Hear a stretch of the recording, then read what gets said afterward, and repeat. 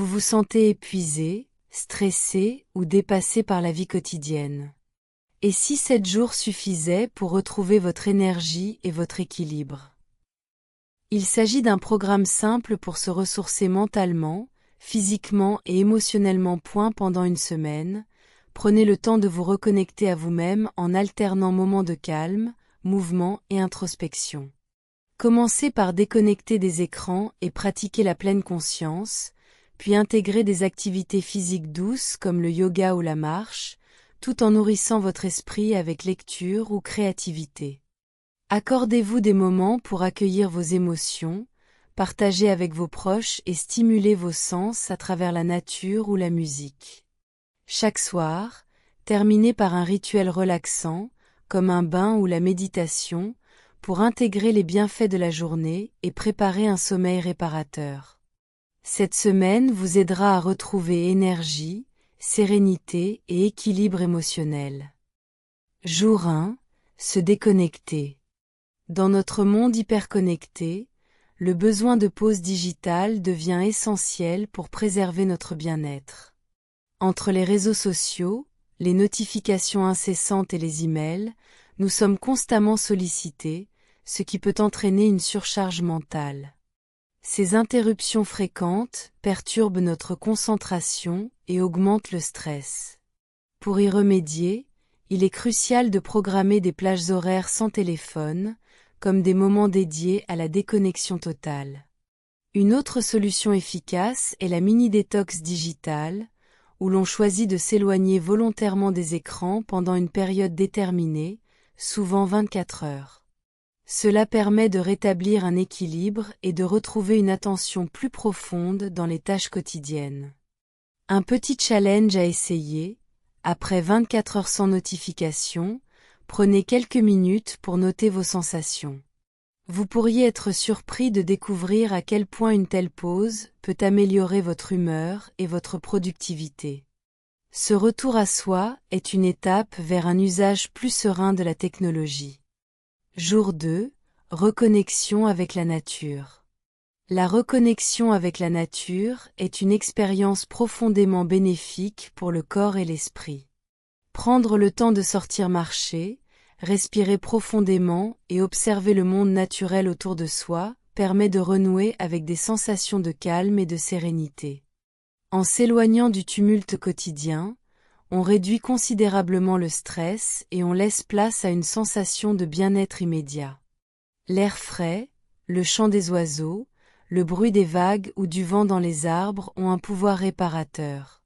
Cette immersion dans la nature a aussi l'avantage d'augmenter l'énergie en revitalisant notre organisme. Parmi les activités idéales pour se reconnecter à ce milieu, on peut citer une simple balade en forêt, une promenade le long du bord de mer ou encore une sortie dans un parc local. Ces moments permettent de se recentrer, de se ressourcer et d'échapper à la frénésie de la vie urbaine, tout en apportant une véritable paix intérieure. Nourrir son corps. Nourrir son corps, c'est avant tout choisir de lui offrir ce dont il a réellement besoin. Des aliments simples, sains et vivants. Manger équilibré, prendre le temps de s'hydrater tout au long de la journée et cuisiner quelque chose de bon, même très simple, contribue déjà à un mieux-être profond. Une petite astuce pour rendre ce moment encore plus agréable: introduire un smoothie frais ou un plat coloré dans la journée. Les couleurs éveillent l'appétit, stimulent les sens et rappellent à notre corps que l'on prend soin de lui, avec douceur et intention. Jour 4. Bouger pour se libérer. Bouger pour se libérer, c'est offrir au corps un espace pour respirer et à l'esprit une pause salvatrice. Que ce soit à travers une activité physique douce comme le yoga, les étirements, la marche rapide ou même la danse improvisée dans son salon, chaque mouvement réveille quelque chose en nous. Le corps se dénoue, le souffle s'apaise et l'énergie circule à nouveau. En bougeant, on libère des endorphines, ces hormones du bien-être, et on retrouve cette sensation simple mais précieuse d'être vivant. Jour 5. Se reconnecter à soi.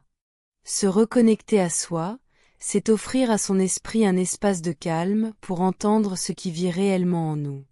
La méditation permet de revenir à l'instant présent et de calmer le flot de pensées qui nous éloigne parfois de nos besoins essentiels.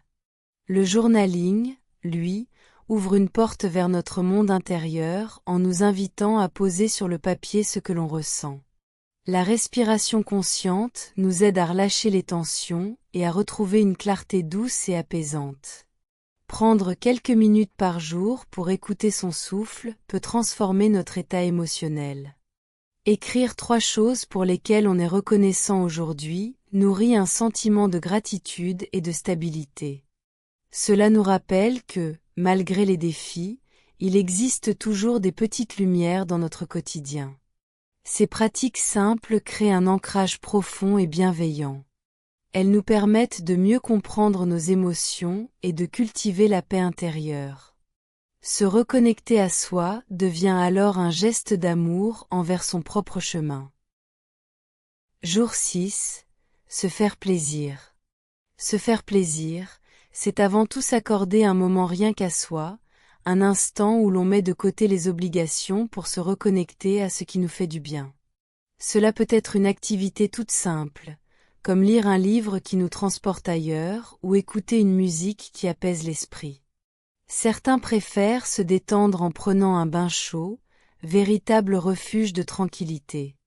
L'essentiel est de choisir quelque chose qui réveille la joie intérieure et procure une sensation de bien-être immédiat.